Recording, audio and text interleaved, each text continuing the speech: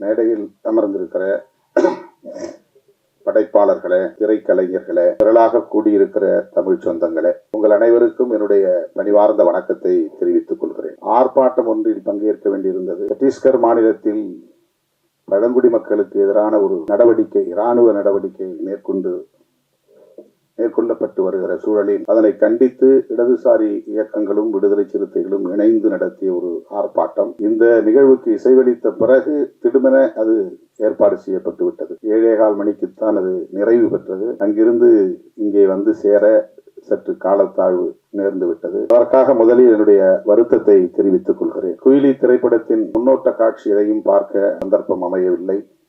நான் வருவதற்கு முன்னதாகவே பாடல் காட்சிகளும் ஒளிபரப்பப்பட்டு விட்டன. பாடலையாவது கேட்கிறேன் என்று கேட்டு ஒரு பாடலை தற்போது மேடையிலேயே கதை என்ன என்பதையும் வந்து அமர்ந்த பிறகு அந்த ராஜன் அவர்களிடத்திலே கேட்டு தெரிந்து கொண்டேன். இந்த கால சூழலில் மிகுந்த சமூக பொறுப்புணர்வோடு மதுவுக்கு எதிராக ஒரு திரைப்படம் எடுக்கிற துணிச்சல் இயக்குனர் முருகசாமி அவர்களுக்கும் தயாரிப்பாளர் அருண்குமார் அவர்களுக்கும் வந்திருக்கிறது என்பதே பாராட்டுதலுக்குரியது. நான் நெஞ்சார பாராட்டுகிறேன், வாழ்த்துகிறேன். வணிக நோக்கில் திரைப்படங்களை தயாரிக்க வேண்டும், அதில் வெற்றி பெற வேண்டும், அதில் லாபம் பெற வேண்டும் என்று எண்ணாமல் சமூக பொறுப்புணர்வோடு மக்களுக்கு வழிகாட்ட வேண்டும், இந்த கொடிய துன்பத்திலிருந்து மக்கள் விடுதலை பெற வேண்டும் என்கிற வேட்கையோடு இந்த இளைஞர்களுக்கு, இளம் தலைமுறையினருக்கு இப்படி ஒரு பொறுப்புணர்வு மிக்க இளைஞர்களாக இந்த திரைப்படத்தை தயாரித்திருக்கிறார்கள், அந்த வேட்கையோடு தயாரித்திருக்கிறார்கள் என்பது உள்ளபடியே மகிழ்ச்சி அளிக்கிறது என்பதை விட பெருமை அளிக்கிறது. பெருமைப்படுகிறேன். அந்த இளைஞர்களை நான் ஆற தழுவி என்னுடைய வாழ்த்துக்களையும் பாராட்டுகளையும் தெரிவித்துக் கொள்கிறேன். உங்களுக்கு தெரியும், அண்மையிலே நாங்கள் மது மற்றும் போதைப் பொருள் ஒழிப்பு மகளிர் மாநாடு என்று 1,00,000க்கும் மேற்பட்ட பெண்களை திரட்டி மாபெரும் மாநாட்டை நடத்தினோம். அது பேசுவிடும் பொருளாக மாறியது. கடுமையான விமர்சனங்களுக்கும் உள்ளானது. அண்ணன் ராஜன் அவர்கள் பேசுகிற போது ஒன்றை சொன்னார். தமிழ்நாட்டிலே மதுவை ஒழிக்க வேண்டும் என்று நாம் சொல்லுகிறோம். ஒருவேளை தமிழ்நாட்டில் மதுவை ஒழிக்கும் நோக்கில் கடைகளை ஆட்சியாளர்கள் மூட முன்வந்தாலும் கூட அண்டை மாநிலங்களுக்கு போய் மதுவை அருந்துவிட்டு வருகிற ஒரு நிலை இருக்கிறது. அல்லது அவர்கள் இங்கே வந்து திருட்டுத்தனமாக மதுவை விற்பனை செய்வதற்கான வாய்ப்பு இருக்கிறது. இதற்கு என்னதான் தீர்வு என்ற கேள்வியை எழுப்பிவிட்டு அவர் சொன்னார், தேசிய அளவில் எங்குமே மது இருக்கக்கூடாது என்ற கருத்தை சொன்னார். திருமாவளவன் இதை நாடாளுமன்றத்திலும் பேச வேண்டும் என்று சொன்னார். சொல்லிவிட்டு பேசியிருக்கிறார் என்று நம்புகிறேன் என்றும் சொன்னார். அவருடைய நம்பிக்கை வீண் போகவில்லை. நான் பேசினேன், மக்களவையில் பேசினேன். என் மீது அவர் வைத்திருக்கிற நம்பிக்கை எனக்கு வியப்பளிக்கிறது. நாடாளுமன்றத்தில் அப்படி நான் பேசுகிற போது மாண்புமிகு அமைச்சர் நிர்மலா சீதாராமன் அவர்கள் எழுந்து, நீங்கள் முதலில் தமிழ்நாட்டில் மதுவை ஒழித்துவிட்டு வாருங்கள், கள்ளக்குறிச்சியிலே பல பேர் உயிரிழந்திருக்கிறார்கள், அங்கே பேசாமல் இங்கே ஏன் பேசுகிறீர்கள் என்று எதிர்வினையார். அது அரசியல் ரீதியான விமர்சனம். நாம் அதை கடந்து சிந்திக்கிறோம். தமிழ்நாட்டில் உள்ள இளைஞர்கள் மட்டுமல்ல, தமிழ்நாட்டில் உள்ள மனிதர்கள் மட்டுமல்ல, இந்தியா முழுவதும் மக்கள், நம் தேசத்து மக்கள் இதனால் பாதிக்கப்படக்கூடாது என்கிற பரந்த பார்வை நமக்கு உண்டு.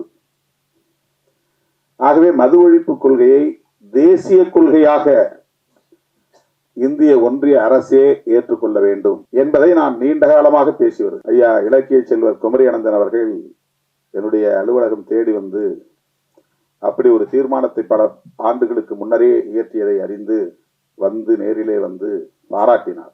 மகாத்மா காந்தியை தேசிய தலைவராக நாம் ஏற்றுக்கொள்கிறோம். அவருடைய திருவுருவ படங்களை ரூபாய் நோட்டிலும் தவறாமல் அச்சிடுகிறோம். அவருடைய கொள்கைகள் முக்கியமானவற்றுள் மது விலக்கு என்பது முதன்மையானது. அகிம்சை என்பது அவருடைய கொள்கைகளில் ஒன்று என்றால், மதுவிலக்கு என்பது முதன்மையான கொள்கைகளுள் ஒன்று. மகாத்மாவை தேசத்தந்தை என்று ஏற்றுக்கொண்டிருக்கிற நாம் அவருடைய உயிர் மூச்சான கொள்கைகளுள் ஒன்றான மதுவிலக்கை பொருட்படுத்துவதே இல்லையே. இதை மாநிலங்கள் பார்த்துக் கொள்ளட்டும் என்று ஒன்றிய அரசு கண்டும் காணாமல் இருக்கிறது. மாநில அரசுகள், தமிழ்நாடு மட்டுமல்ல, மாநில அரசுகள் வருமானத்திற்கான ஒரு வழியாக இதை பார்க்கிறதே. யார் எப்படி கெட்டு போனால் நமக்கென்ன என்கிற ஒரு அலட்சிய போக்கு மேலோங்கி இருப்பதாக தெரிகிறதே என்ற கவலை இன்றைக்கு நேற்றைக்கல்ல பல பத்தாண்டுகளாக எனக்கு உண்டு. அதை நான் பல மேடைகளில் பேசியிருக்கிறேன்.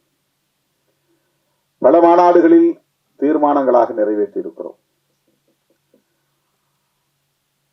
கள்ளக்குறிச்சியில் 60 பேர் உயிரிழந்ததும் நான் உடனடியாக அந்த பகுதிக்கு சென்று 2 நாள் இருந்து ஒவ்வொருவரின் வீடாக சென்று அந்த மக்கள் கத்தி கதறி அழுத நிலையில் அவர்களின் கைகளை பற்றி கொண்டு ஆறுதல் சொன்னேன். அவர்களுக்கு எம்மால் இயன்ற நிதி உதவியும் செய்தோம். உடனடியாக ஒரு ஆர்ப்பாட்டத்தையும் நடத்தினோம். அது போதாது என்கிற அடிப்படையில மரக்காணத்தில் உயிரிழந்தவர்களையும் போய் சந்தித்து ஆறுதல் சொல்லிவிட்டு அவர்களுக்கும் நிதியுதவி செய்துவிட்டு அங்கே நான் அறிவிப்பு செய்தேன். மது மற்றும் போதைப் பொருள், மது மட்டுமல்ல பல வகையான போதைப் பொருள் இன்றைக்கு புழக்கத்திற்கு வெளிப்படையாக வந்திருக்கின்றன. கஞ்சா போன்ற பல வகையான போதைப் பொருட்கள், ட்ரக்ஸ், போதை மாத்திரைகள் பள்ளி வளாகங்களிலே இப்போது கிடைக்கிறது.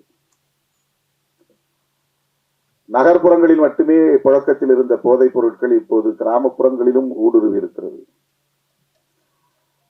இந்த துயரத்தை, இந்த அவலத்தை எண்ணி இதற்கென்று ஒரு மாநாடு நடத்த வேண்டும் என்று அறிவிப்பு செய்து அதை ஒரு தேசிய கொள்கையாக இந்திய ஒன்றிய அரசே ஏற்றுக்கொண்டு எந்த மாநிலத்திலும் மதுக்கடைகள் திறக்கக்கூடாது, வருவாய்க்கு வேறு வழிகளை தேடிக்கொள்ள வேண்டும் என்று வழிகாட்டக்கூடிய ஒரு நிலைப்பாட்டை இந்திய ஒன்றிய அரசு மேற்கொள்ள வேண்டும் என்று வலியுறுத்தி தீர்மானம் நிறைவேற்றினோம். பொது பலரும் விமர்சித்தார்கள். தமிழ்நாட்டிலே கடையை திறந்து வைத்திருக்கிற ஆட்சியாளர்களை மேடையில் அமர வைத்துக் கொண்டு நீங்கள் தேசிய அளவிலே மதுவிலக்கு கொள்கையை பேசுவது எந்த வகையிலே நியாயம் என்று அரசியல் ரீதியான விமர்சனங்களை பேசினார்கள். நம்மை பொறுத்தவரையில் ஆட்சியில் இருந்தாலும் கூட அவர்களையும் மேடையில் அமர வைத்து மதுவை ஒழிக்க வேண்டும் என்று சொல்லுகிற துணிச்சல் விடுதலை சிறுத்தைகளுக்கு உண்டு என்பதை அந்த நிகழ்வின் மூலமாக உறுதிப்படுத்தினோம். கூட்டணியில் இருக்கிறோம், அவர்களை வைத்துக் கொண்டு மேடையிலே பேசக்கூடாது என்று நாங்கள் அஞ்சவில்லை. உங்களுக்கும் இதிலே உடன்பாடு இருக்கிறது, எனவே மேடைக்கு வாருங்கள், ஒன்றும் பிரச்சனை இல்லை, வந்து உங்கள் கருத்தை சொல்லுங்கள். மேடைக்கு வந்தார்கள். தேர்தல் வாக்குறுதியிலேயே மதுக்கடைகளை மூடுவோம் என்று திராவிட முன்னேற்ற கழகம் ஏற்கனவே அறிவித்திருக்கிற நிலையில் இந்த மாநாட்டிலும் பேச வேண்டும் என்று நாங்கள் அந்த கூட்டணி உறவை பயன்படுத்தி ஒரு அழுத்தம் கொடுத்தோம் என்பதுதான் உண்மை. அதுதான் ஒரு பிரஷர். ஆளுங்கட்சியை மேடையிலே அமர வைத்து ஆமாம் எங்களுக்கும் மதுக்கடைகளை மூட வேண்டும் என்கிற கருத்திலே உடன்பாடு உண்டு என்று சொல்ல வைத்தது விடுதலை சிறுத்தைகள் என்பதை நான் இந்த இடத்திலே பதிவு செய்ய விரும்புகிறேன். ஆகவே இந்தியா முழுவதும் மது ஒழிக்கப்பட வேண்டும், போதைப் பொருள் புழக்கம் கட்டுப்படுத்தப்பட வேண்டும். தினந்தோறும் நான் சுற்றுப்பயணத்தில் இருக்கிறேன், ஏதாவது ஒரு கிராமத்தில் இருக்கிறேன், ஏதேனும் ஒரு நிகழ்ச்சியில் பங்கேற்கிறேன். உள்ளபடியே ஒவ்வொரு நாளும் நான் நொந்து போகிறேன். மேடைக்காக நான் பேசவில்லை. இளம் வயதிலேயே பல இளைஞர்கள், ஒரு குறிப்பிட்ட சமூகத்தை சார்ந்தவர்கள் என்று இல்லை, அனைத்து சமூகங்களை சார்ந்தவர்களும் இந்த கொடிய குடிப்பழக்கத்திற்கு ஆளாகி இளம் வயதிலேயே வாழ்வை பாழாக்கிக் கொள்ளுகிறார்கள். குடும்பம் நடத்துவதற்கான ஆளுமையையே இழந்து விடுகிறார்கள். ஏதோ தாம்பத்திய உறவை கொண்டு 2-3 பிள்ளைகளுக்கு தந்தையாகி விடுகிறார்கள். ஆனால் அந்த பிள்ளைகளை பாதுகாக்கவோ பராமரிக்கவோ அவர்களை படிக்க வைக்கவோ அவர்களுக்கான எதிர்காலத்தை நல்ல முறையில் அமைத்து தரவோ பொறுப்புணர்வு கொண்ட ஆளுமையாக அவர்கள் இல்லை. நிற்க முடியாமல் தடுமாறுகிறார்கள். அதிகாலையில் இருந்து படுக்க போகிற வரையில் போதையில் மிதக்கிறார்கள். அவ்வளவு குடும்ப பாரத்தையும் மனைவி சுமக்கிறான். அது எவ்வளவு கொடிய துயரம் என்பதை நேரிலே பார்த்தால்தான், களத்திலே சந்தித்தால்தான் உணர முடியும். இந்த நாட்டை பீடித்திருக்கிற பேர் அவலங்களுள் இது ஒன்று. எத்தனையோ பல இளைஞர்கள் கல்வி பெற வேண்டிய வயதில், இல்லற வாழ்வை நுகர வேண்டிய வயதில் யாவற்றையும் பறிகொடுத்து சுய நினைவை இழந்து எந்த ஆளுமையும் இல்லாமல் சமூகத்தாலேயே புறக்கணிக்கக்கூடிய அளவுக்கு மாறிவிடுகிறார்கள். முதல் பாட்டு இந்த படத்திலே கேட்டேன். இந்த அவலங்கள் அனைத்தையும் அப்படியே வரிகளாக்கி இருக்கிறார்கள். இந்த பாடல் மிகவும் நம் நெஞ்சை ஆழமாக தொடுகின்றது. மிக மிக இன்றியமையாத ஒரு பாடல். எல்லா கிராமங்களிலும் கட்டாயமாக போட்டு காட்ட வேண்டிய ஒரு பாடல். எல்லோரும் தன்னுடைய அலைபேசியிலே வைத்திருக்க வேண்டிய ஒரு பாடல். விழிப்புணர்வை ஏற்படுத்தக்கூடிய ஒரு பாடல். அந்தோணிதாஸ் குரலில் பாடியிருக்கிறார் என்று கருதுகிறேன். இசையும் மிக சிறப்பாக வந்திருக்கிறது. வேட்டவளம் ராமமூர்த்தி பாடல் அவ்வளவு யதார்த்தமாக அந்த துயரங்களை காட்சிப்படுத்தி இருக்கிறார்கள், வரிகளுக்குள் கொண்டு வந்திருக்கிறார்கள். தோழர்களே, நாம் ஒவ்வொருவருக்கும் இதில் பொறுப்பு இருக்கிறது. இந்த ஆட்சி அந்த ஆட்சி என்று நாம் இதில் அரசியலை நுழைத்து மதிப்பீடு செய்ய தேவையில்லை. அண்ணன் ராஜன் அவர்கள் ஒன்றை என் காதோரம் வந்து ஆலோசனையாக சொன்னார். தம்பி, இந்த கடைகளை எல்லாம் மூடிவிட்டு மணல் குவாரி, கல் குவாரி போன்றவற்றை அரசாங்கமே எடுத்து நடத்தினால் இதில் வரக்கூடிய வருமானம் அதில் வராதா? இதையெல்லாம் நீங்கள் ஆட்சியாளர்களுக்கு சொல்லலாமே என்று சொன்னார். அவருக்கு எந்த அளவுக்கு இதிலே ஒரு பொறுப்பு இருக்கிறது என்பதை என்னால் உணர முடிகிறது. தமிழக முதலமைச்சரிடத்திலே தனிப்பட்ட முறையிலே இதை பற்றி பேசுகிற போதும் கூட அவருக்கும் அந்த கவலை இருக்கிறது. அதுதான் சிஸ்டம். ஒரு சமூக கட்டமைப்புக்குள்ளே அரசு சார்ந்த கட்டமைப்புகள் சில நேரங்களில் நம்முடைய விருப்பங்களை மீறி இயங்கக்கூடியவையாக அமைந்து விடுகின்றன.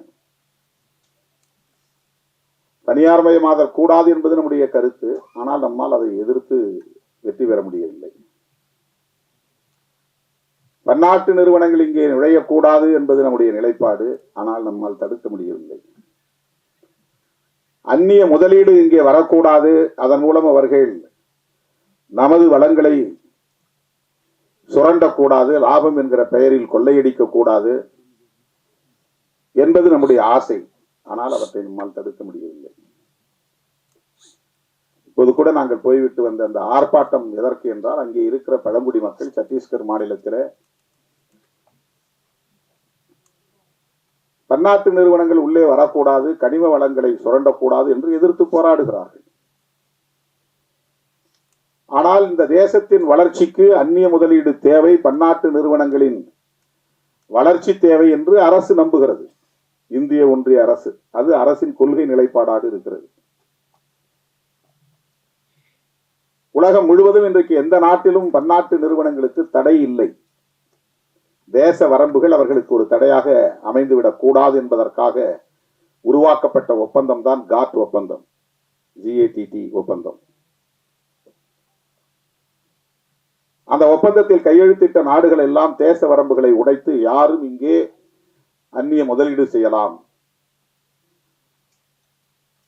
எங்கோ அமர்ந்து கொண்டு இங்கே தொழில் நடத்தலாம், அவன் இங்கே வர தேவையில்லை, நிலம் கையகப்படுத்த தேவையில்லை, இங்கே வந்து எந்த விதமான வேலைகளையும் செய்ய தேவையில்லை, அவனுடைய ஃபார்முலா போதும்.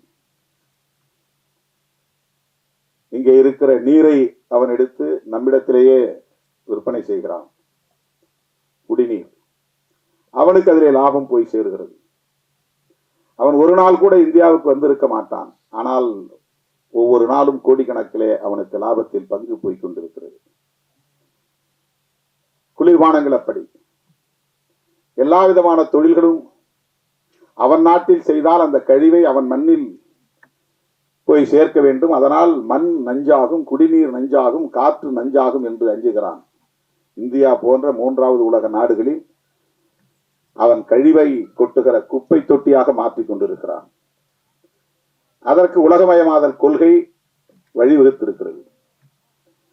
உலகமயமாதல், தாராளமயமாதல், தனியார்மயமாதல் என்கிற கொள்கைகளை 90களில் நாம் கடுமையாக எதிர்த்தோம். இப்போது பேசவே நாம் தயங்குகிறோம், பேசுவதே இல்லை. இறால் வளர்ப்பை கடுமையாக எதிர்த்தோம் ஒரு காலகட்டத்தில். இப்போது இறால் வளர்ப்பு மிக ஜோராக நடைபெற்றுக் கொண்டிருக்கிறது. நம்மால் எதிர்க்க முடியவில்லை. தனியார் துறைகளில் இடஒதுக்கீடு வேண்டும் என்று கோரிக்கையை மாற்றிக்கொண்டோம். தனியார் மயமாதலே வேண்டாம் என்று சொன்ன நிலை மாறி இப்போது தனியார் துறைகளில் வேலை வாய்ப்பு வேண்டும், அதற்கு இடஒதுக்கீடு வேண்டும் என்று நமது கோரிக்கையை மாற்றிக்கொண்டோம்.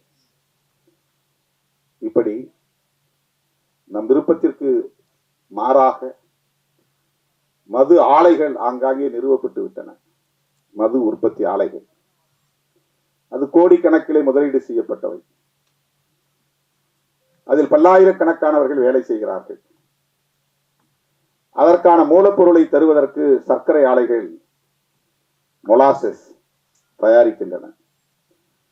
இந்த மொலாசஸை எப்படி அவர்கள் விநியோகம் செய்வது, விற்பனை செய்வது, அதை வாங்குவதற்கு மது ஆலைகள் தேவை. மது ஆலைகளை, மது கடைகளை மூடுவது என்பது மட்டுமே வேலை திட்டம் அல்ல. அதற்கு பின்னால் இவ்வளவு பெரிய பரப்பு இருக்கிறது. மது ஆலைகளையும் மூட வேண்டும், அதை விநியோகம் செய்கிற நிறுவனங்களையும் மூட வேண்டும். அதற்காக ஆயிரக்கணக்கான கோடிகளை முதலீடு செய்திருக்கிறார்கள். அவ்வளவு முதலீடுகளையும் நிறுத்த வேண்டும். அதனால் ஏற்படுகிற இழப்பை சந்திக்க வேண்டும். இப்படி இந்த சிஸ்டம் ஆக்டோபஸ் கால்களாக விரவி பரவி கிடக்கின்றன. உயர் தொழில்நுட்ப கருவிகளை அயல் நாடுகளில் இருந்து இறக்குமதி செய்து மல்டி ஸ்பெஷாலிட்டி ஹாஸ்பிட்டல் மருத்துவமனைகளே வந்து எஸ்டாப்ளிஷ் செய்கிறார்கள், நிறுவுகிறார்கள், இன்ஸ்டாலேஷன் பண்ணுகிறார்கள். அது கோடிக்கணக்கிலே மதிப்பீடு, 5 கோடி 10 கோடி.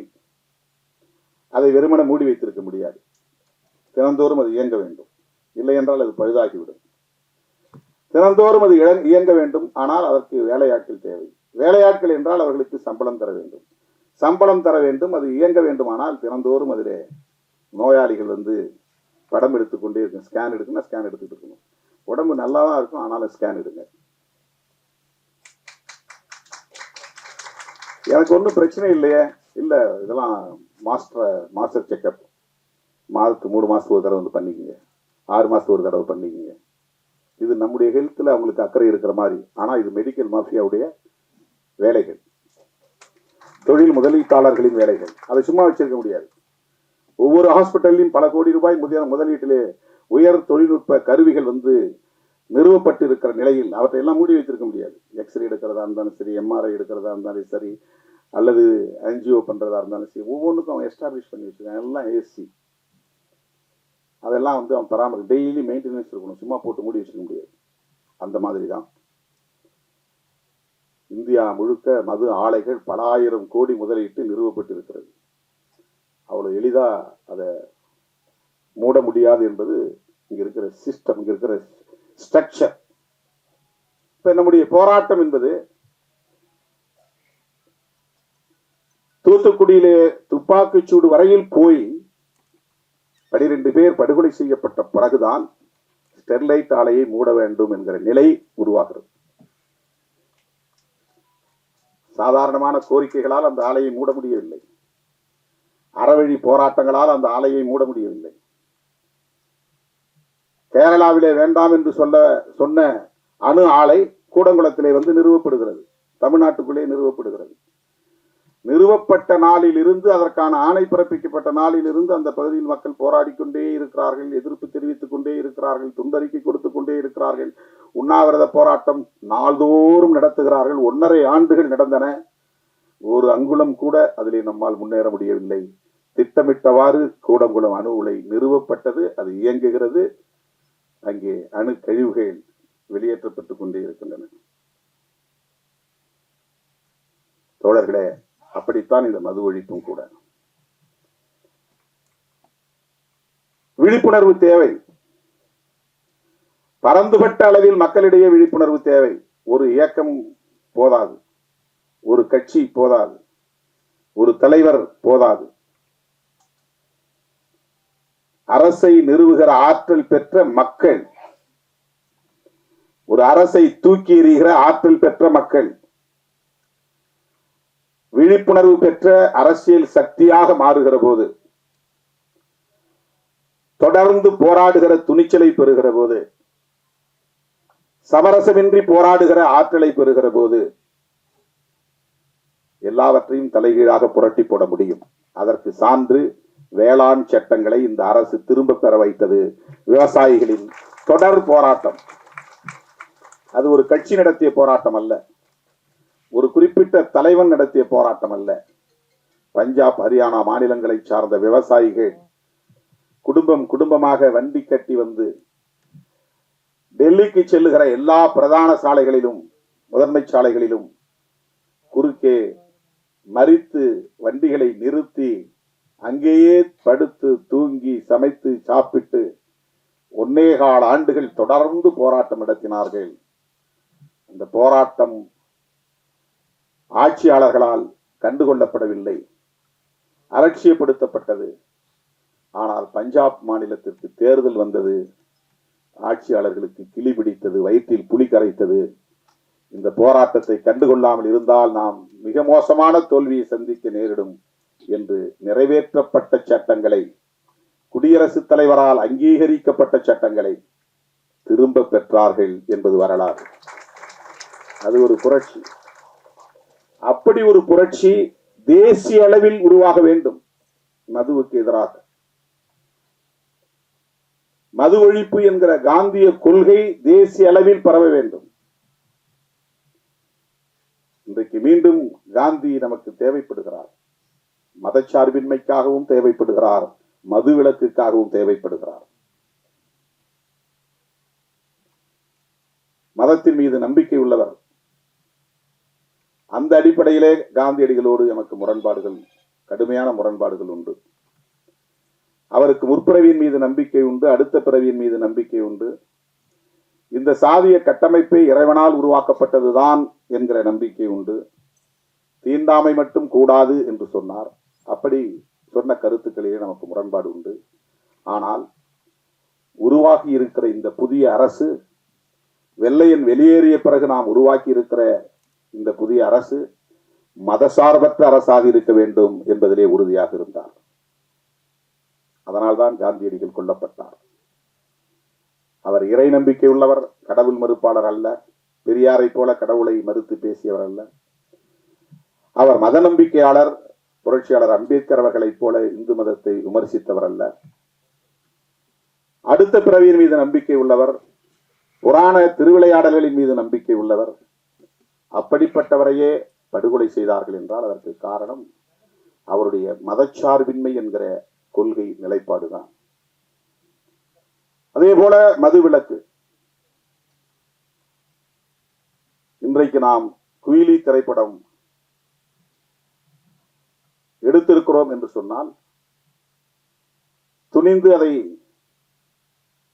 திரைப்படமாக்கி மக்களிடத்திலே கொண்டு போய் சேர்க்க வேண்டும் என்று வந்திருக்கிறோம் என்றால், காந்தியடிகள் ஏற்படுத்திய தாக்கத்தின் விளைவு என்று இதை சொன்னால் யாரும் மறுக்க முடியாது.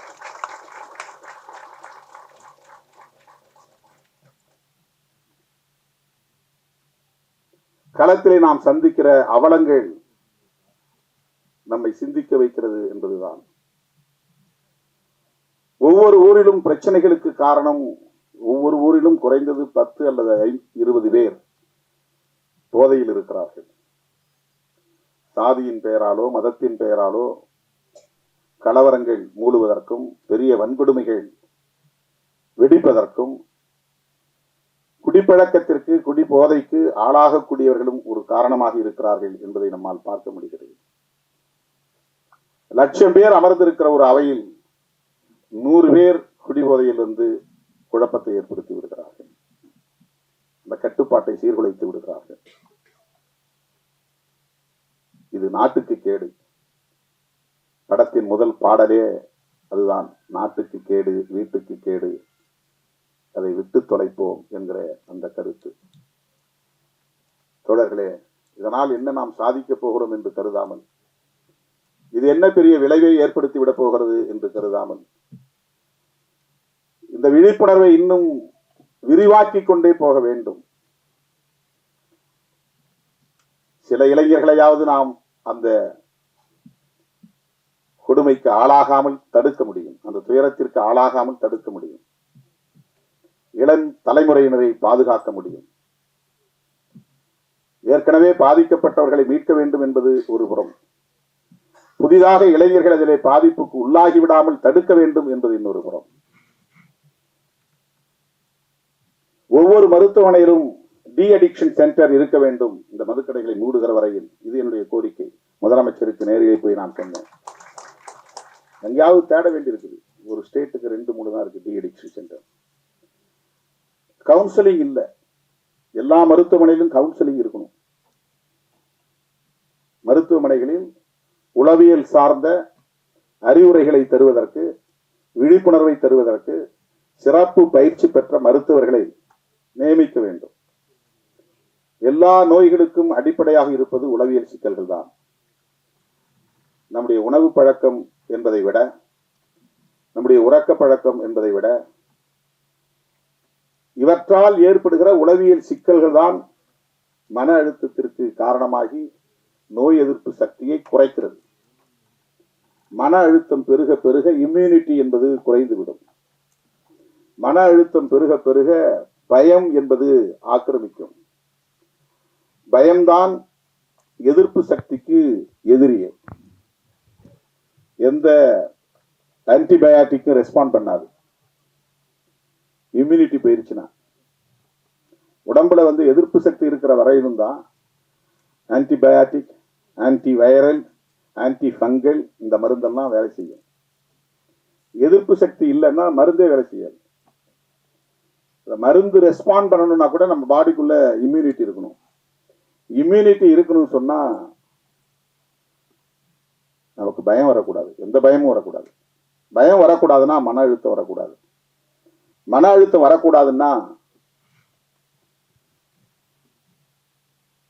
இது போன்ற துயரங்கள் சமூகத்தில் நிலவக்கூடாது.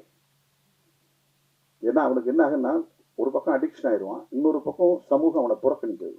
அது அவனை ஒரே நேரத்தில் 2 தாக்குதல். இதுல இருந்து அவனால மீள முடியல. இன்னொரு புறம் பொண்டாட்டியும் அவளை மதிக்கல, பிள்ளைகளும் அவளை மதிக்கல, சமூகமும் மதிக்கல.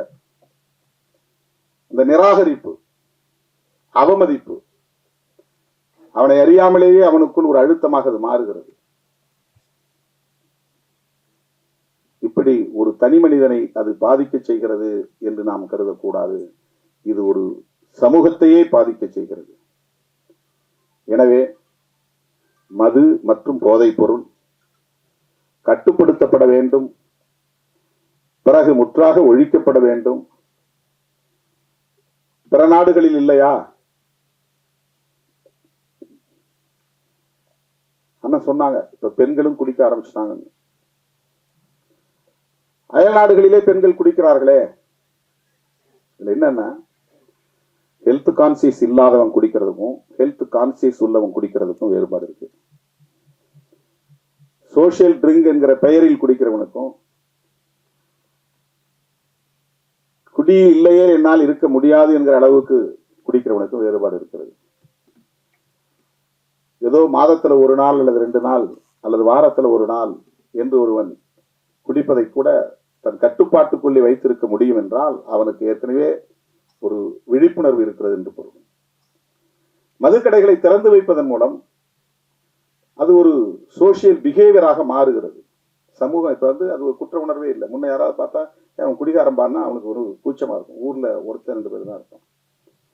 இப்ப ஊர்ல 40 பேர் 50 பேர், அதனால யாருக்கும் எந்த குற்ற உணர்வும் கிடையாது. அது சாதாரணமாகிவிட்டது. பிள்ளைகளையே போய் வாங்கி வர சொல்றாங்க அப்பா அம்மா சேர்ந்து குடிக்கிறாங்க.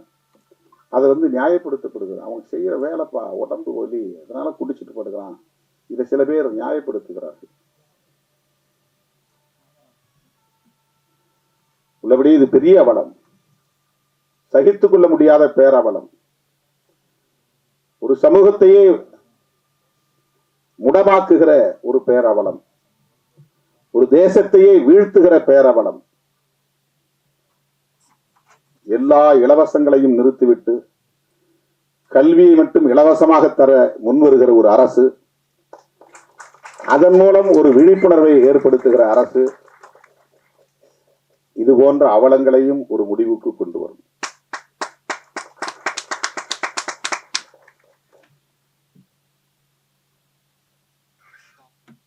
அரசுக்கு வருமானம் திரட்ட என்ன வழியையும், இதை தவிர்த்து வேற என்ன வழியையும் அவர்கள் முடிவெடுக்கலாம், தீர்மானிக்கலாம்.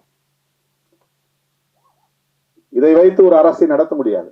ஆண்டுக்கு 25,000 கோடி என்பது போதாது. ஆகவே இலவச திட்டங்களுக்கு இது பயன்படுகிறது என்று நியாயப்படுத்துவதும் ஏற்புடையதல்ல. இலவசங்களே வேண்டாம் என்பதுதான்.